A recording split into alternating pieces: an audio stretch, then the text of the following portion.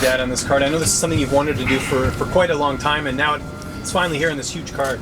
It's a lot, man. For me, I've kind of realized something over the years. McKees work better under pressure. So the more pressure there is, the better we work. With this being first round of $1 million tournament, first father and son stepping in an octagon or cage together, it's phenomenal, man. It means a lot, you know. It sets the tone for me to go out there and do what I got to do. It puts a stamp on the finish of his career and his great legacy, being 8 years undefeated and whatnot. So for me, it's just continuing that legacy and pushing, man, setting new and higher standards, you know, and doing things that can't be done. He went 8 years undefeated. I'm 3 years undefeated, so I got to top that first. Have you thought about what that's going to be like? I'm sure you've gone to his fights when you were younger and, you know, seen him compete, and you guys are both going to be competing. You know, have you thought about what that's going to feel like? I'm gonna probably be nervous as hell, honestly. I'm gonna be shitting bricks the whole fight. I get more nervous for my teammates fighting than I do. So with my father, I don't know. It's gonna be scary, you know. If he wins, I gotta go win. If he loses, I gotta go hurt Georgie. But regardless, I got a job to do, and that's kick Georgie's ass. Are you guys cornering each other? Yes. Oh, okay. Yeah. That's the unique thing about it, you know. I'm not gonna just sit in the back and watch him fight. I'm gonna go out there and help, you know. He's gonna hear my voice more than anybody else's voice in that cage, and vice versa.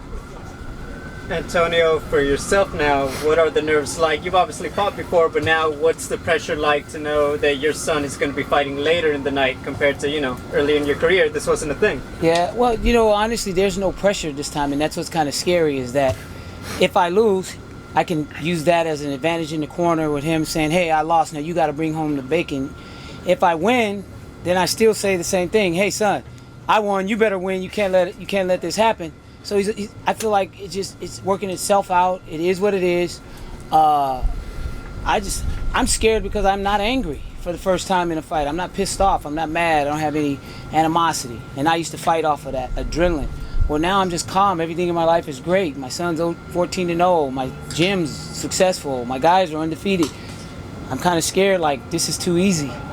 Can you peel the curtain back a little bit? You've coached a lot of guys who know a bunch at the body shop in Bellator. How is AJ treated a little different, whether you're harder on him or whether you push him more? What's different when he's your son you're training? There's no difference. I've learned through growing up, through hardship, how to separate emotions. And I've always instructed people and him, take your emotions out of everything and do what's right. I know he's a man of spirituality, so spiritually, what's right? What's right to you? What registers right? Take your emotions out, because when we're emotional, we make dumb mistakes. We do things without thinking about it. So it's easy. When I'm his coach, I'm not his dad, and I'm able to remove that and be the coach. And I don't give a shit what your opinions are. I'm your coach. You respect me or you go somewhere else. When I'm dad, it's, hey, this is what I want for you out of life. This is what's best for you. I've been through the hardship. I've done it the wrong way. You got an opportunity to do something great and be a legacy in the sport. I went the wrong road. I pissed off the wrong people. I didn't play the political games. Don't do that. Just be quiet and be the best, and I'll take care of the rest. And as far as his friend, hey, we hang out, we have a good time. Do what you want your daughters to do. Be who you want your daughters to date. Pretty easy. So, you know. Now, you two still live together, right? Yeah. Is there a lot of fight talk, or is it that some you leave at the gym? No, it's life talk then. When we're at home, it's about life, investing his money and making sure that he does the right thing financially. He's not out in the streets living ghetto fabulous. You know, he likes to dress, he likes his jewelry. But I said those are all things that are liabilities. Let's focus on assets. And so he's good. He's bought his first house. Everything's great. Like I said, I could die tomorrow and be happy with everything I've done. Antonio, was there any issues with you getting licensed just because of the layoff and obviously father time? Yeah, they didn't understand how I was in such great shape. So they were like, this doesn't make sense. It's your age and your numbers. We're going to have to, just to make sure we want to do this. So I'm having to run with no shoes on. I start going back into the jungle days of my Mandingo ways, holding my breath to get my heart rate up. Like I said, I train year round with these guys. When they got a camp, I got a camp. And I've got 10 guys that's got camps. I'm doing 10 camps a year. So I'm always in shape. This shape was easy. It's staying injury-free and being natural, showing people, look, you can do this naturally. You don't need to be on PDs and steroids. I hate that this sport has developed such a reputation for that, and I want to be the guy to say, you don't have to do that. What has been your secret to, being? I know you're in the gym all the time. Obviously, you're in great shape. But is there anything in particular that you think you do that has made you still compete at a high level and being able to train with these guys? Being happy, man. That's the greatest gift in the world. Is being happy. There's just no time for illness. There's no time for animosity. I was a very angry person growing up. I was ready to kill anybody that stood in front of me that said something that pissed me off. Well, now I want to pray with them. So what changed? I think it was a part of maturity, getting older and then having to be the example for so many guys in my gym that knew my street life, that kind of felt like, wow, I heard about you in the streets. I heard this, I heard that. Is that true? Some of it is, some of it's not, but they're looking up to me. So I have to lead by my actions, not by my words. And so they have kept me on track. And I'm sure fighting this week has brought you back memory lane. I think people in Canada remember you when you fought for MFC, and I know that was a big deal. You were the champion. Are you kind of getting flashbacks to that heading into this fight week of when you were champ for them? Nah, you know what? I've dealt with so much adversity, man. It's not, like I said, I don't even have feelings for that. I'm just excited to be this age, to be able to compete.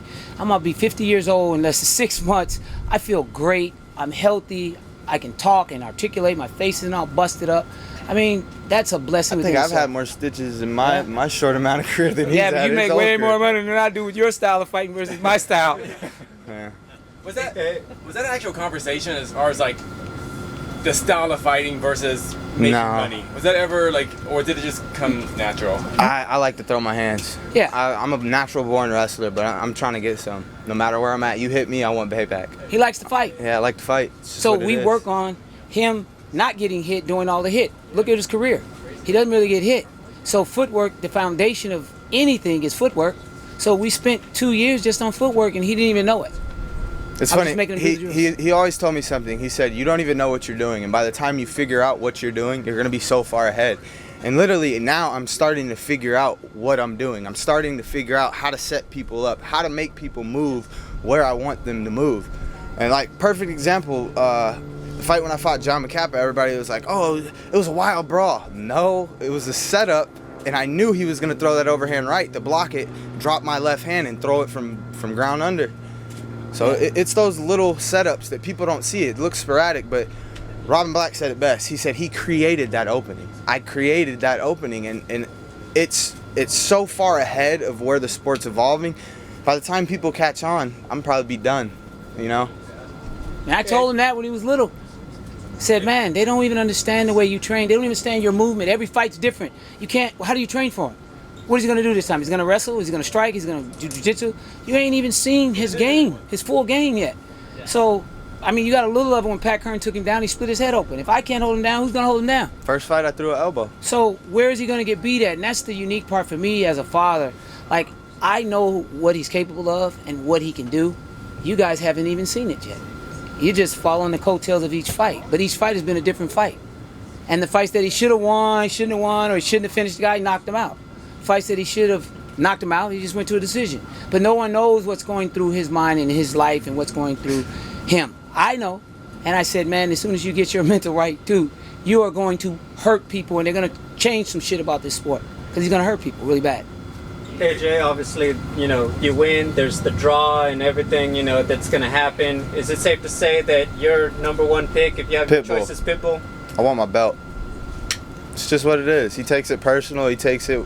I don't know what the whole little animosity of everything is, bro.